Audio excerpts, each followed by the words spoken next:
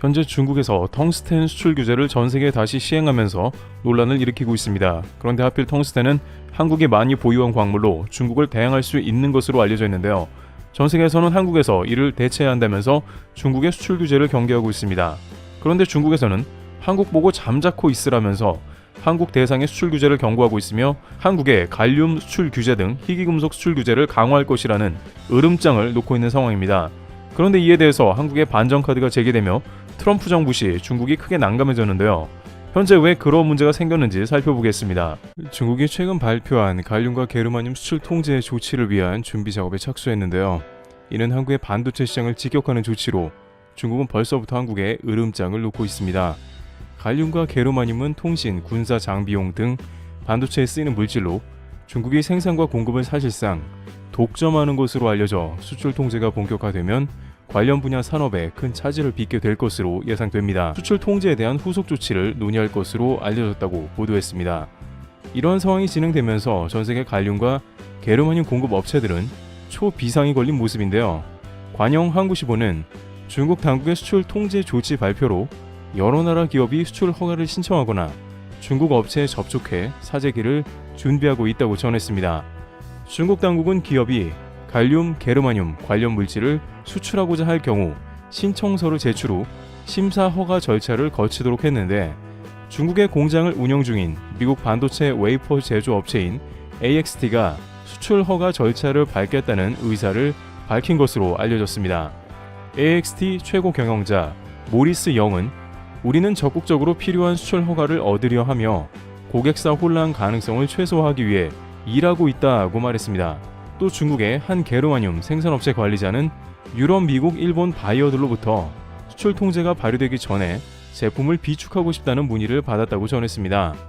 후시진 전 황구시보 총편집장은 자신의 웨이보 계정에 올린 글에서 갈륨과 게르마늄 수출 제한은 중국의 강력한 대응책이 될 것이라며 미국이 중국의 공급망을 교란하기 위해 동맹국을 규합하는 가운데 그들도 우리가 대가를 치르게 할 능력이 있다는 것을 알아야 한다고 주장했습니다. 이어 이번 조치가 한 번에 승리하는 것에 도움이 되지는 않겠지만 중국의 공급망을 교란하는 자는 누구든 문제와 번거로움에 직면하게 될 것이라는 강력한 신호를 보냈다며 경고했습니다. 그는 중국은 어떤 국가도 적극적으로 도발하지 않을 것이지만 누구도 대가를 치르지 않고 중국의 국가 안보를 침해하는 것은 불가능하다고 주장했습니다. 그런데 이러한 가운데 왕이 정치국장은 한국에 다시 한번 이와 관련되어 강한 주장을 하고 나섰습니다. 그는 칭다오에서 열린 한중일 삼국협력 포럼에서 한국을 지칭하며 경고한 것입니다. 그는 아무리 머리를 금발로 염색하고 콧대를 높이 세워도 서양인이 될 수 없다. 우리의 뿌리가 어디 있는지 알 필요가 있다라며 미국을 따라가지 말라는 취지로 이야기했고 그 대신에 한국과 일본은 미국이 아니라 바로 중국을 따르라고 강조했습니다. 중국이 갈륨 게르마늄 카드를 내보이면서 한국에 이러한 멘트를 하는 것은 의미심장한 상황인데 중국이 항상 경제 제재와 외교의 압박을 동시에 하는 만큼 한국 산업계도 촉각을 곤두세우고 있습니다. 중국은 수출 허가제를 채택한 만큼 전면적으로 수출을 통제할 가능성보다는 중국 입장에서 우호적인 국가에는 수출을 하고 갈등 관계인 국가에는 수출을 제한할 가능성이 점쳐집니다. 특히 일부 희귀금속의 수출 통제에 나섬에 따라 전략 원자재의 중국 의존도가 큰 한국 산업계에도 주의보가 내려진 상황인데 아니나 다를까 중국은 다시 한번 해관 총서인 세관을 통해 통제할 걸로 밝혔습니다. 지난 요소수 부족 사태 때에도 중국은 해관을 이용해 한국의 요소 공급을 틀어막는 방법을 택했는데 이번 갈륨 역시 그러한 방식을 동원해서 한국의 주요 원자재를 제재한다는 뜻이기도 합니다. 한중 무역관계에 정통한 베이징의 소식통은 중국이 수출을 통제하기로 한 품목은 주로 첨단 반도체, 웨이퍼 제작 등에 사용되는 것으로 파악되고 있다고 전했습니다. 황구시보 인터넷판인 황구망은 갈륨과 게르마늄 모두 국가 전략 광물 명단에 포함된 것이라며 두 금속은 매장량과 수출면에서 중국이 공히 세계에서 선두의 지위를 점하고 있다고 전했고 갈륨의 경우 세계 총 매장량 23만 톤 가운데 중국이 80에서 85%를 점하고 있다고 황구망은 소개했습니다. 그러면서도 중국 정부는 특정 국가를 겨냥한 조치가 아니라고 해명했습니다. 마오닝 중국 외교부 대변인은 4일 정례 브리핑에서 수출 통제 배경을 묻는 외신 기자의 질문에 중국은 시종일관 세계의 생산망과 공급망의 안정과 안정을 유지하기 위해 노력하고 있다며 공정하고 합리적이며 비차별적인 수출 통제 조치를 집행하고 있다고 주장했습니다. 왜냐하면 중국은 2010년 일본과 센카쿠 열도 등을 놓고 정치, 군사, 외교적 갈등이 빚어지자 히토류 수출 중단으로 보복했는데 이번엔 그때처럼 일본만 타깃으로 하지 않고 전 세계를 상대로 조치를 발표했습니다. 그러니까 이번 수출 통제는 누굴 겨냥한 것이 아니라고 잡아떼는 모양새인 것입니다. 그러나 실질적으로는 미국, 유럽, 한일 등 핵심 산업 선진국들을 두루 겨냥한 모양새라는 게 중론입니다. 한마디로 말장난이 셈이고 특히 주변국인 한국과 미국의 관계 등을 대놓고 경고한 것입니다. 결론적으로 한국도 다시 한번 지난 요소 수출 통제로 인한 원료 다변화 수입 문제가 또다시 제기되었는데요.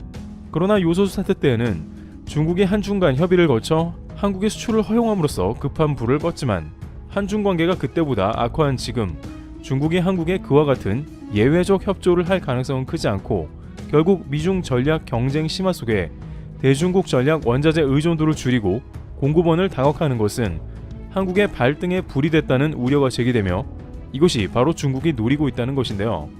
그런데 이러한 중국의 으름장과는 다른 국면으로 오히려 중국이 위기에 빠질 가능성이 제기됩니다. 특히 한국과 관련해서 중국은 더욱 큰 어려움에 봉착하게 된다는 의견도 등장하고 있는데요. 블룸버그 통신에 따르면 중국이 서방의 반도체 수출 제한에 맞서 갈륨, 게르마늄 수출 통제 카드를 꺼냈지만 시장 점유율 하락과 각국의 중국 디리스킹, 위험 제거 가속화 등 역풍에 직면할 수 있다는 관측이 나옵니다. 중국은 광물 보복에 나서지만 이로 인해 각국이 중국과의 공급망 분리 및 의존도 축소에 속도를 내고 중국 측 조치로 인한 금속 가격 상승 시 미국, 캐나다, 일본 등이 생산을 늘릴 수도 있다는 관측이 나온 겁니다. 전문가들은 중국이 미국과 그 동맹을 상대로 벌이는 티포텟 맞받아치기 전략의 일환이라면서 초반에는 시장 기업에 충격이 있을 수 있지만 시간이 갈수록 적응할 것이라고 봤습니다. 싱크탱크 유라시아 그룹의 애나 애슈턴 등 연구진은 수출 통제로 중국의 시장 점유율이 떨어질 위험이 있다면서 이번 조처는 서방 제조업체가 중국을 떠날 새로운 요인이 될 수 있다고 봤습니다.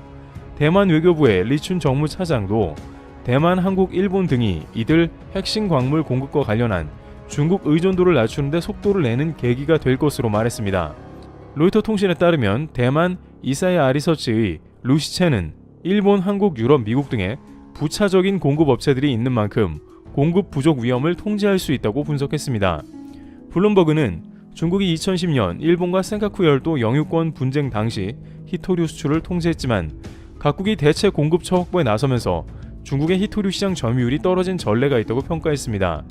미 지질 조사국 USGS에 따르면 미국, 호주 등이 히토류 생산을 늘리면서 2010년 98%였던 중국의 히토류 공급 점유율은 지난해 70%로 낮아졌다는 것입니다. 게다가 이번에 문제가 된 갈륨 게르마늄은 중국이 비용 경쟁력을 바탕으로 세계 시장을 장악하고 있지만 희소한 자원은 아니라는 것인데요. 스트랜드 컨설트의 존 스트랜드는 갈륨 게르마늄은 히토류와 다르다 하면서 석탄 채굴 과정의 부산물 등 다른 방식으로 얻을 수 있다면서 이번 조치로 가격이 오르겠지만 중국이 반도체 수입 제한으로 겪는 고통이 더 클 것으로 봤습니다. 블룸버그는 중국이 향후 수출을 제한하지 않더라도 중국 경제가 미국을 넘어 최강 대국이 될 수 있을지에 대한 의구심이 커질 수 있는 만큼 미국보다 중국이 잃을 것이 크다고 봤습니다. 실제 미국은 이번 중국의 갈륨 수출 통제 발표에도 불구하고 더욱더 중국 반도체 시장을 조일 것으로 보입니다. 기존의 반도체 수출 규제에 더해서 고단위 AI 칩 수출 통제를 강화하고 있는 것에 더해서 이제는 미국 정부가 첨단 기술 보호를 위해 클라우드 컴퓨팅에 대한 중국 업체의 접근을 준비한다며 새로운 규제가 적용되면 첨단 AI 반도체를 사용하는 아마존 웹 서비스와 마이크로소프트 애저와 같은 클라우드 서비스 업체들은 중국 업체의 서비스 제공 전에 미국 정부의 허가를 받아야 한다고 월스트리트 저널은 설명했습니다. 이런 종합적인 결과물로 인해서 결국에는 중국의 원자재 수출 규제가 무용지물이 될 수 있다는 겁니다. 여기에 한국은 한국대로 탈중국을 하면서 자체적인 반도체 생태계를 구축할 것이라는 전망입니다. 그러다 보면 오히려 중국이 한국에 아쉬운 소리를 해야 되는 상황이 전개된다는 의견도 나오는데요. 실제 한중 외교부에 따르면 중국 측 초청으로 외교급 고위회담이 연달아 열리는 것으로 보입니다. 그런데 여기서 중국은 한국에 상당히 부드러운 제스처를 한 것으로 전해지고 있습니다. 최근 중국 측은 한중 관계 악화의 책임이 자신에게 있지 않다며 한국의 태도 변화를 강하게 촉구해 왔는데 이번엔 갑자기 공동 노력을 강조하면서 중국과 한국이 같이 노력하자고 한 겁니다. 중국 외교부는 또 양측은 이번 협상이 충분히 건설적이었다는 데 의견이 일치했고 계속 양국 간 정치 외교 소통을 강화하기로 했다고 밝혔습니다. 이는 앞으로 중국이 결국에는 반도체 싸움에서 한국과 척을 져봤자 좋을 게 없다고 판단한 것이며 관련 수출 규제로 으름장을 놨지만 결국 자신들이 불리한 상황임을 스스로 인정했다는 뜻이기도 합니다. 이와 같이 왕이 정치국장은 한국의 중국을 따르라 하면서 다소 거친 언행을 하는 모습을 보였습니다만 결국에는 약한 모습을 보이며 꼬리를 내리는 게 아닌가 하는 의견이 전개되고 있습니다. 테레블TV였습니다. 감사합니다.